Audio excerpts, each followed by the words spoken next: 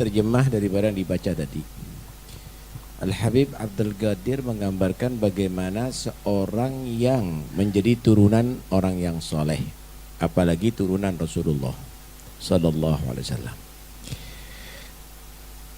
Dikatakan idza kana alawi laisa bitahirin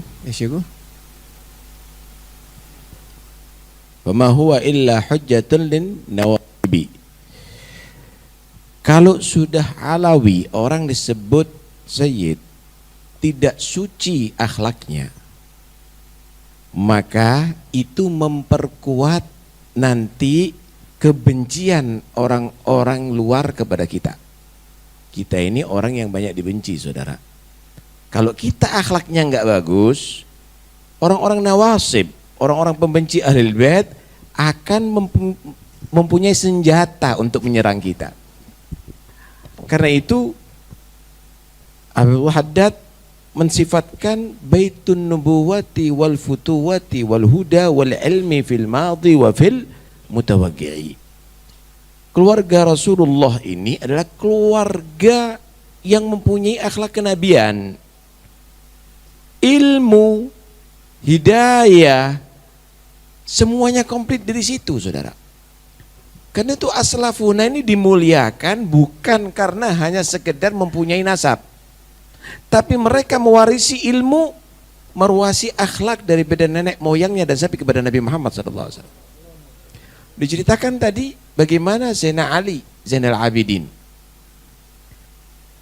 ketika Hisham bin Abdul Malik, seorang amir yang dia pakai mahkotanya, mau mencium Hajar Aswad, berjubel orang mau mencium Hajar Aswad, nggak mampu dia dengan pasukannya membelah orang tadi itu untuk mencium. Akhirnya dia menunggu dari kejauhan. Seorang Ali Zainal Abidin tanpa pakai mahkota, dan dia tidak punya jabatan dari apapun, hanya dia disebut sajjad, orang yang ahli sujud, karena dia setiap hari sholat sunnah 1000 rakaat. Datang ke Masjidil Haram, itu orang yang tawaf langsung serentak berhenti dan membuka jalan, memberi jalan kepada Sayyidina Ali Zainal Abidin, sehingga bisa mencium Hajarul Aswad dengan mudah. Seorang Arabi melihat sambil menyatakan, la sajjadu hada khairun min taji hada. Sejadahnya orang ini ternyata lebih mulia daripada mahkotanya si amir tadi itu. Inilah Ahlul Bait ya ikhwan.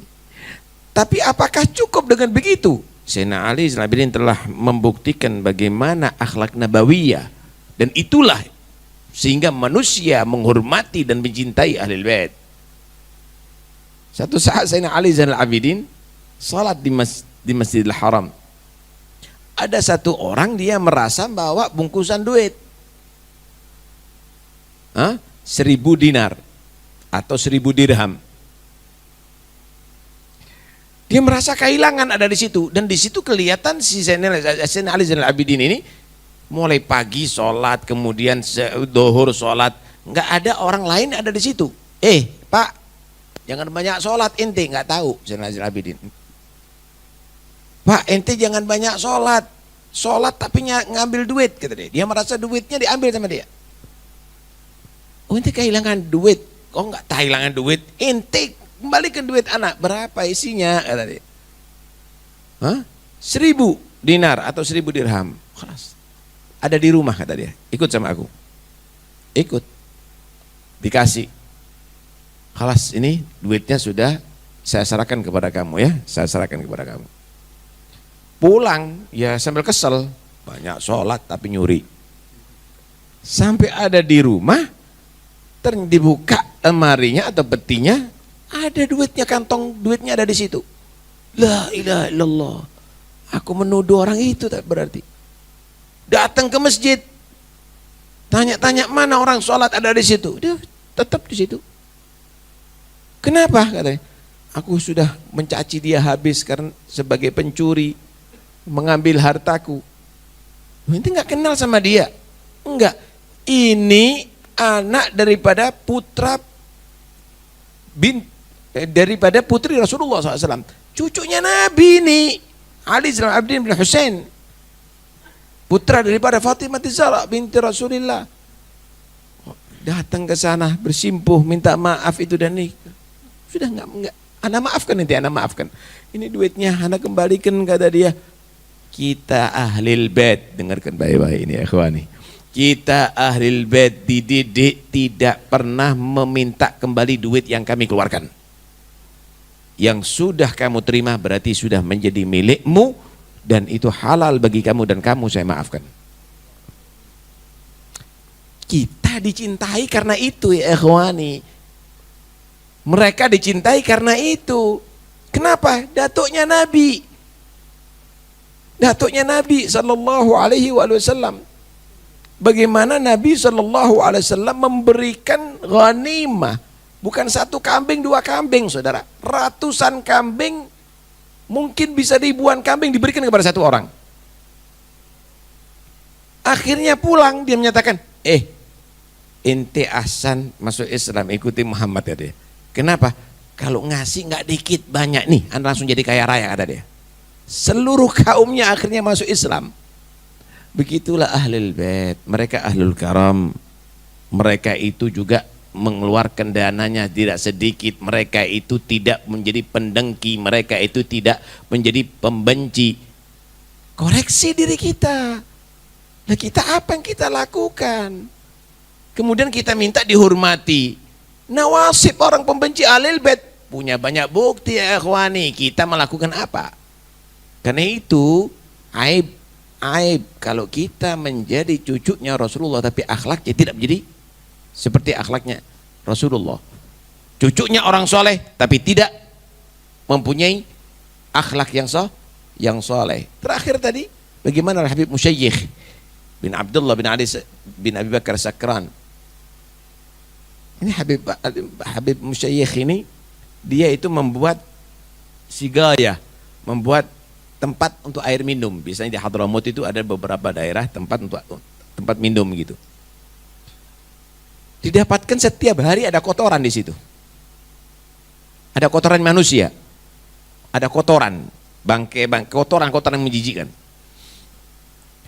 Habib Musyayikh ini panggil satu orang digaji.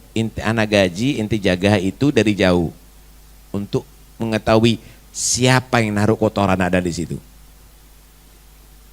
Dilihat, ternyata sepupunya sendiri. Ternyata sepupunya sendiri.